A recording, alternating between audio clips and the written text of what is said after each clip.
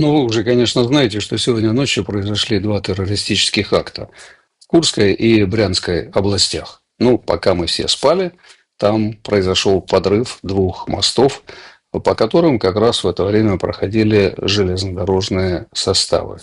Завтра, как мы знаем, Россия и Украина собираются в Стамбуле для того, чтобы провести переговоры о перемирии возможном, или скорее не о перемирии, а о возможном безусловном мире. И Украина тоже туда собирается, якобы. Но пока мы все с вами говорим о мире, их террористы, их саботажники пробрались или находились на территории Курской и Брянской области и произвели эти подрывы.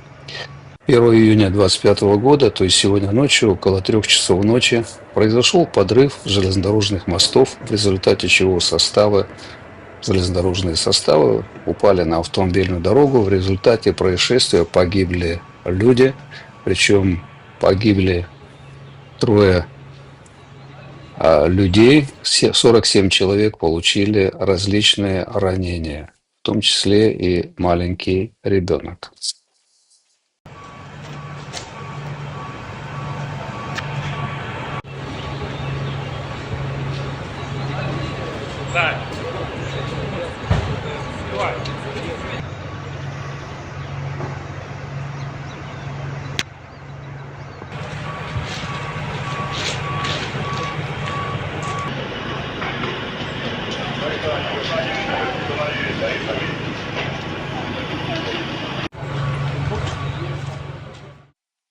Мы с вами много говорим о мире, мы каждый день с вами встречаемся у экранов, и каждый раз я рассказываю, как вот доживем ли до понедельника. Я только вчера это говорил о том, доживем ли мы до понедельника. И вот сегодня у меня уже есть большие сомнения, что кое-кому придется очень тяжело, потому что попытки украинского режима сорвать переговоры завтра, а именно этого они хотят, могут закончиться для них очень плохо. Я не знаю, какой будет ответ России, но я пока вам прочитаю, просто расскажу о официальной точку зрения о том, что же сегодня ночью произошло. Итак, в МЧС заявили, что в результате ЧП в Брянске погибли 7 человек, пострадали 47, в том числе трое детей.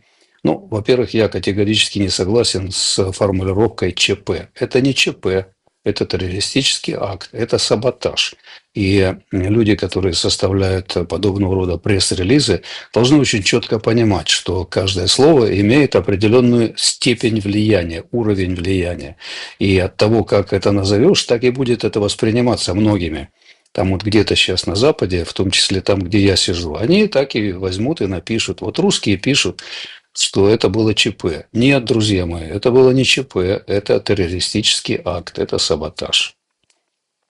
Детей, пострадавших при крушении моста в Брянской области, доставят в московские больницы. В Следственном комитете заявили, что обрушение мостов произошло в результате подрыва.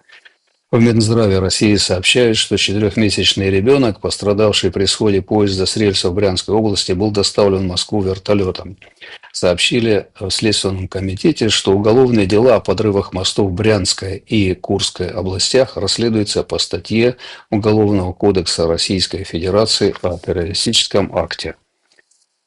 А что это означает? Это означает, что Киев всеми возможными путями пытается сорвать завтрашние соглашения, завтрашнюю встречу, пытается вызвать Россию провокационно на какие-то ответные меры, в результате чего Запад получит для себя возможность заявить о агрессивной России. Не о террористической Украине, а об агрессивной России. Задаешь себе, конечно, несколько вопросов, которые нужно хорошо понимать. Как могли произойти эти взрывы? Ну да, Курская и Брянские области – это те области, которые находятся в зоне фактически досягаемости террористов от Украины. И понятно, что они искали объекты там. Но насколько мы все знаем, насколько я понимаю, объекты, которые относятся к движению, железнодорожному движению, авиационному движению, это объекты особой опасности, которые охраняются специальным образом. Насколько я понимаю, каждый железнодорожный мост является в определенном смысле стратегическим объектом.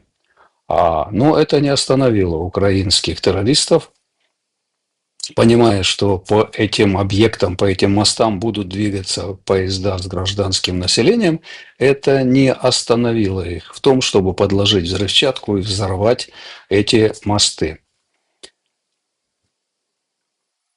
Задаю себе вопрос так. Первое. Если это взрыв был с часовым механизмом, то это значит, что террористы получили в свои руки в свое время от кого-то, как-то, в результате чего-то, получили точные планы движения поездов. Надо было точно знать, в какое время, в какую минуту и секунду этот состав появится на этом объекте, будет проезжать через мост. Второе, если это было совершено с визуальным контактом, то есть некто находился неподалеку и в нужный момент привел в действие взрывчатое вещество, то задаешь себе вопрос, а где охрана?